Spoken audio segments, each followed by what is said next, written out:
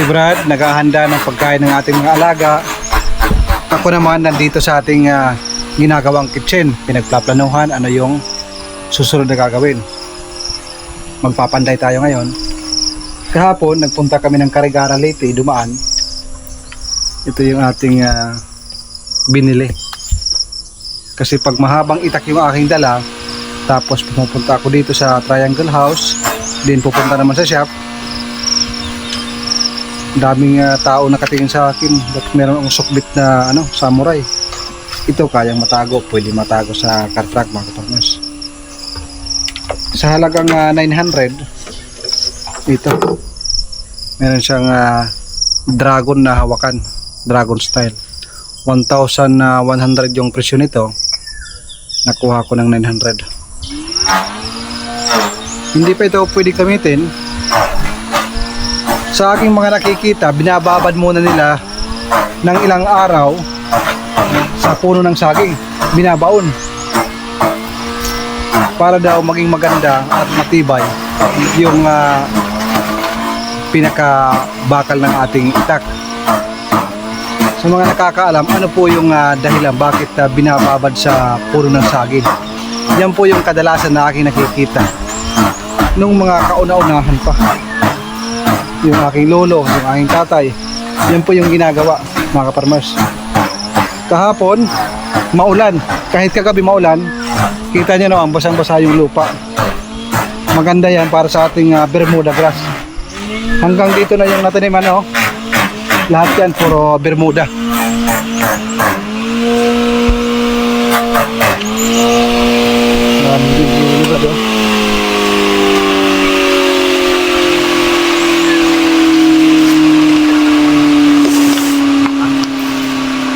Sabi ni Brad, meron siyang sa akin meron siyang sinabi ng unang araw. Sabi ni Brad,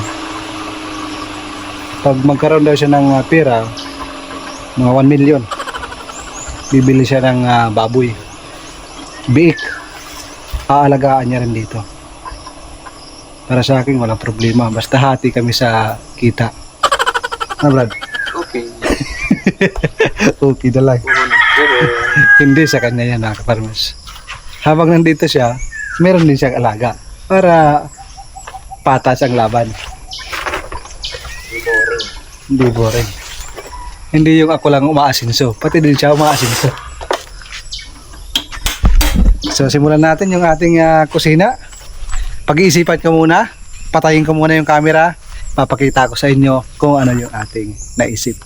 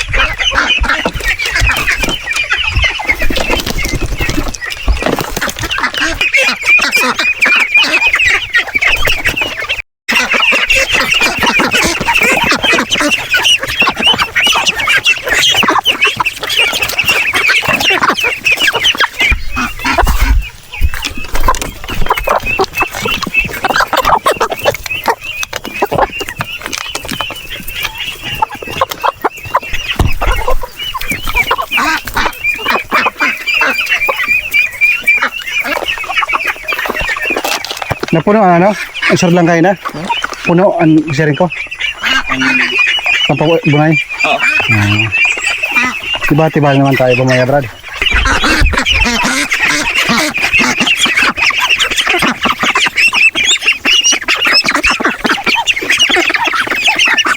Grabe. Ang saya mga ka-farmers. Pag maraming alaga tayo na nakikita sa ating mini farm. Mamaya, parating yung maraming pagkain niya.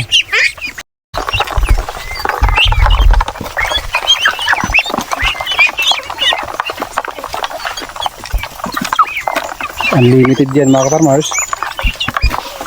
Itong ating mga 45 days.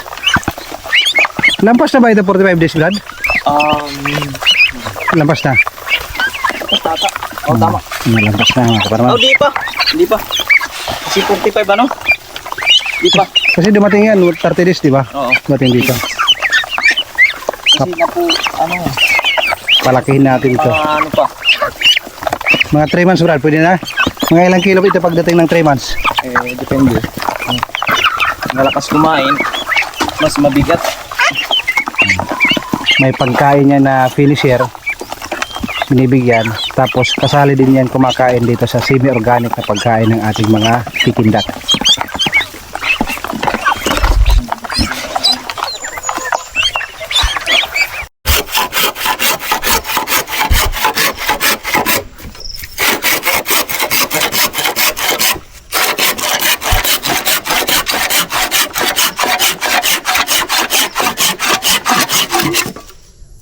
Ito mga ka-farmers, ito yung papakuan dito sa extension na bubong.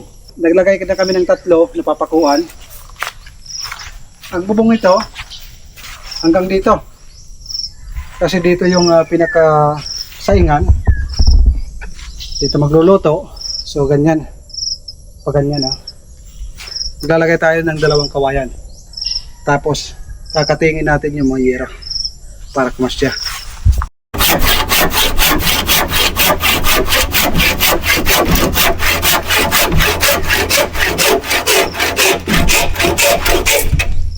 Yung kawayan ng nabilad, mas lalo siyang tumibay. Ito yung 2 na ito. Ito yung ating lalagay at papakuan ng yero.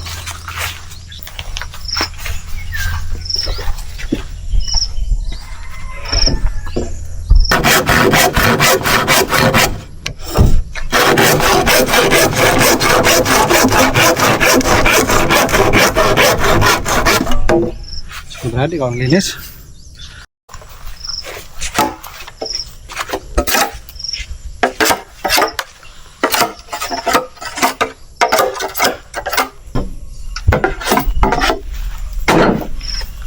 Para isang akyatan lang. Pag ganito kalaki yung kawayan mga ka-farmers, ito yung aming gamit. 5 na pako. Dahil pag pinako natin yan, tagos pa rin. Kasi pag hiniwa, mahina ang pundasyon.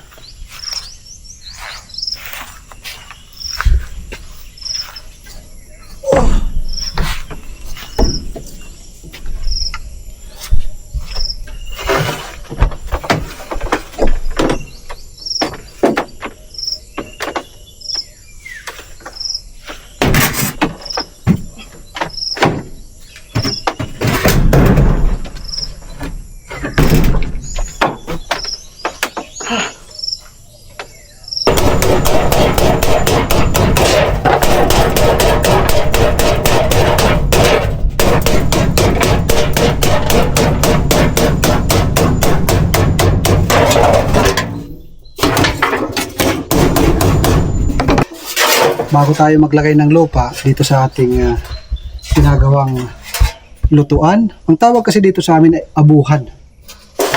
Kasi marami ang abo ang malalagay dito, kaya abuhan.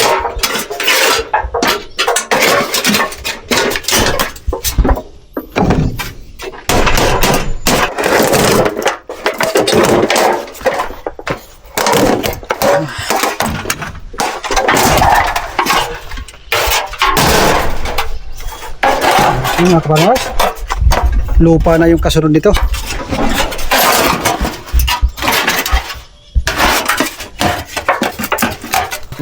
Wow, improvise pa lang, siguradong mapapaluto ka dito ng kamuting kahoy.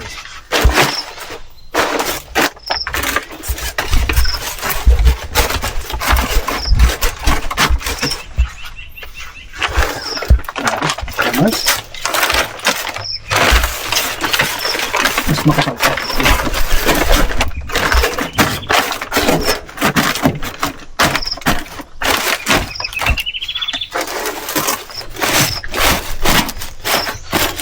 Gaganda na lang to pag nagluluto tayo ng balbakwa dito. Buntot ng baka at saka tinga.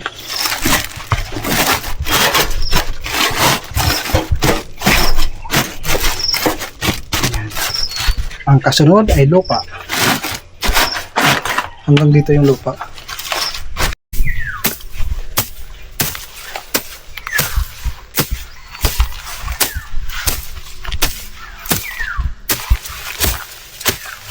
Darating din ang araw, magagawa ito. Ngayon, dito tayo kukuha ng lupa para mas lalong lumalim mga kaparwas. Mabilis lang itong bungkalin dahil malambot ito.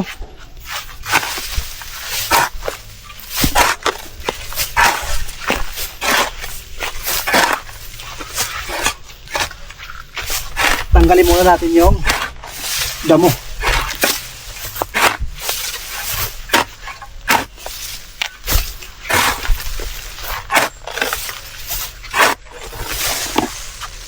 Dahil ito talaga yung gusto ko. Fish pond, azura pond, then kusina, at saka nakapaikot yung garden mga kaparmers. Kasi nasa likuran yung mga tanim oh. Yan oh.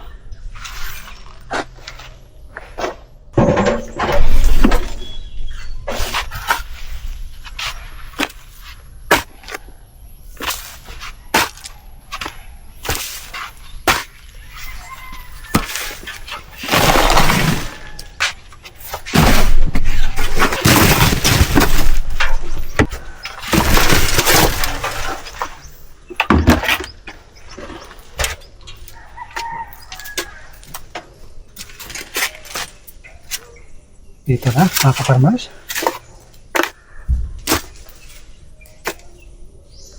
Ito yung luma na saingan. Naalala ko yung mga panahon na walang-wala kami. Katulong ako ng tatay ko sa paggagawa ng bahay. Kubo doon sa gitna ng bukid. At gumagawa kami ng ganito. Napakapakan pa namin yan. Yung mga bagay na nakakamiss. Yung ganito, yung para kang naglalaro. Bumabalik yung pagkabata.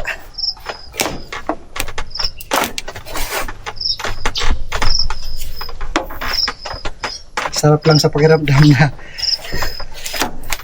ganun. Hindi naman pala mahal para maging masaya tayo mga kaparmas. Kahit sa simpleng bagay, pwede tayo maging masaya. Maging kontento lang tayo.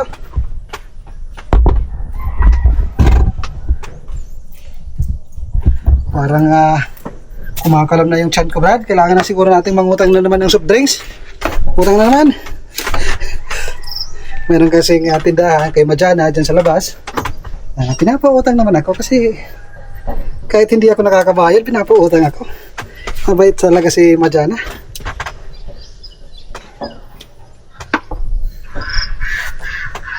Wala kayong pambayad mga kaparmas. Kawawa naman kami. Joke lang mga kaparmas.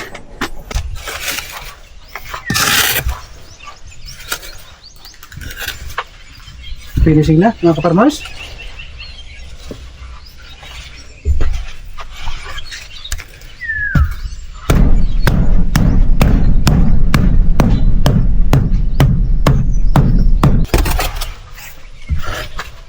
Parang simento. Yung lupa kasi na ginamit may halo na buhangin. Ganito kasi yung lupa na makukuha namin dito sa paikot sa ating triangle house. Ganda oh. Mamaya kakatingan ko yan. Lalagyan natin ng pinaka-design, yung parang nagbabounce ng konti. Ayan. Tapos dito pipinturahan ko yan. At dito ibang kulay. At dito ibang kulay. Para medyo elegante at maganda. Yan yung pinaka-gusto natin na view. Yung nakahubad. Yung magluluto tayo dito. Tapos kita yung ating triangle house. Para bang nakaka-relax. At so sunod na mga buwan, pag nabuhay na yung ating Bermuda, green na green dyan. Tapos darating yung panahon, lalaki na yung ating mga coconut dwarf, bubunga, ang ganda niya. At malilim dito. at nasa ilalim yung ating mga alaga. Nalagyan natin ng net na makakaikot sila, di ba? Simpleng buhay pero nakaka-relax at para bang malaparaiso. Simpleng pangarap lang, ganyan talaga pag tumatanda na. Sa ganyang mga achievement natin, masaya ho tayo. Kailangan ko na palang i-harvest yung ating kalabasa dahil si Bibi ay kumakain na. Nung unang araw, nag 6 month. Yun po yung aking sabi. Yung haharvestin natin na gulay, yun ang ating ipapakain sa ating mga anak. Wow, fresh from the farm. Dito pa mga farmers. Yung aking kalabaw hindi tumataba. Ito. Mas mainam, ibaon natin to sa lupa mga kaparmers. Mas magandang ibaon sa lupa para kainin ng mga bulati yung kanyang laman. At after a month, tatanggalin natin para malinis na.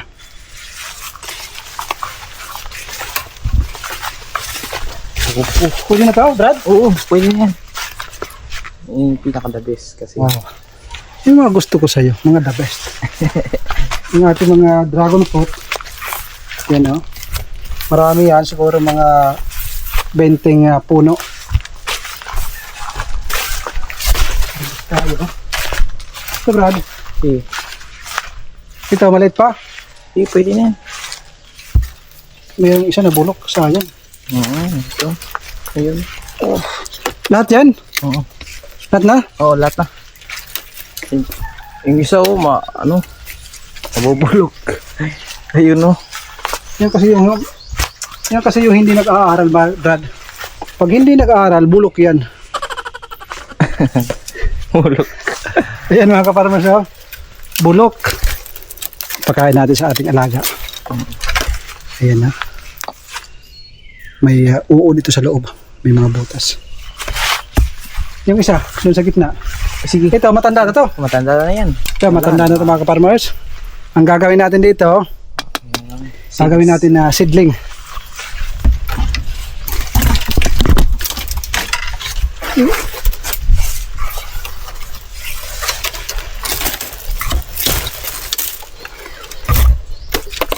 Ito, maliit oh. Ito mga kaparmers oh. Natatanggal oh. Yan. May amoy pa siya ng konti. Konti na lang mga kaparmers, natatanggal siya. Ang gagawin ko dito, ibabaon ko siguro ng mga 1 month. Yan. Hiningi ko dun sa nagkakatay. Para matanggal yung mga laman-laman. Ayan, napakatigas oh. Kasi nabilad. Hindi kinain ng uod mga kaparmers. Ang process ngayon, sa ilalim ng lupa. Ito yung ating harvest mga kaparmers.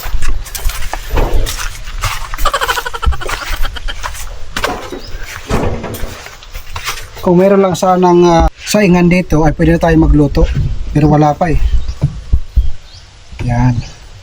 Ipapakain natin kay Bibi mamaya. Smash. Ano? Labang kayo mga kaparmers. Ito yung turo. Oh.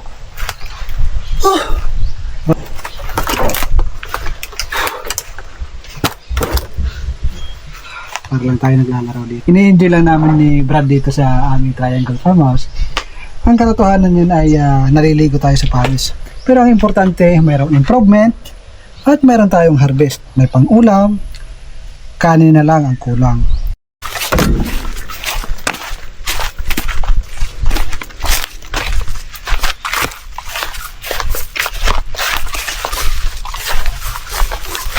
Dito mga ka-farmhouse.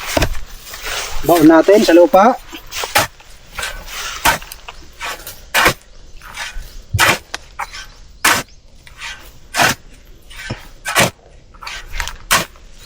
Para kainin ng mga parasite. Ano lang kaya natin isama to? Tanggal. Para kainin yung laman at matira yung bungo. Ayan. Mga 1 month lang mga farmers. Huwag mong kalimutan, Brad, ha? Ang hirap nito pag Kalimutan. inat-nat ng aso. Silip-silipin mo dito bawat araw. Ayan. Yan. Takpan natin ng dahon mamaya para lumapit yung mga wati. Wati ang tawag. Hindi ko alam sa Tagalog. Worm sa English. Ano bang tawag dyan? Bahala na kayo.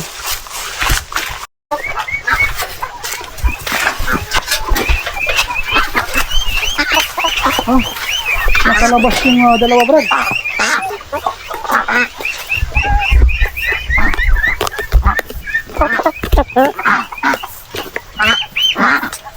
Sabit natin.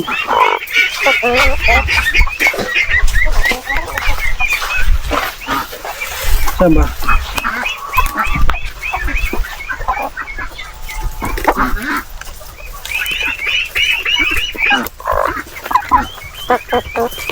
Yan. Snack mga kaparmers.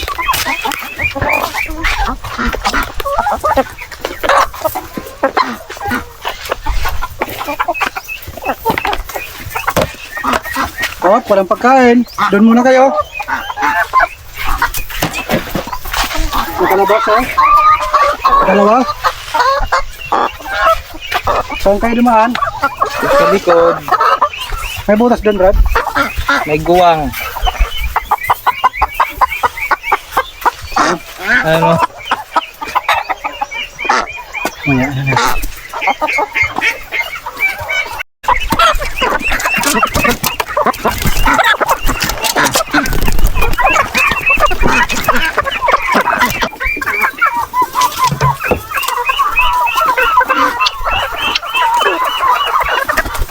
Ito ang snack nyo.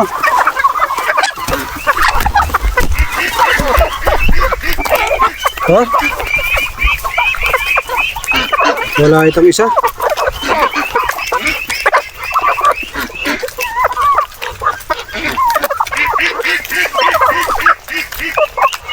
Kuha tayo ng saging.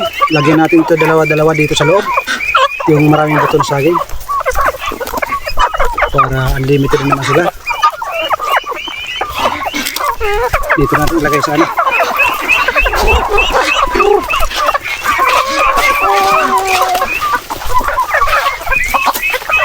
Ito, matagal na hindi tayo nakapagbigay ng ganito. Nalanta na.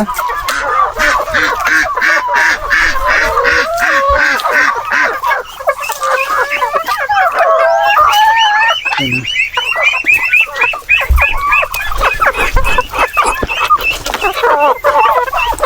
Ito. Maglagay tayo ng dalawang buwig bawat kulungan para mayroon silang kakainin pag wala tayo dito. Mamayang hapon pagbalik namin pagkatapos ng lunch, maglalagay kami ng yero. Ganito. Ito yun. Mayroon kaming dalawang yero nandun. Puputulin namin yon. Yung nakahiga doon. Yon. 5 putol yon. Tapos maghahanap na lang ako ng 3 na ganito.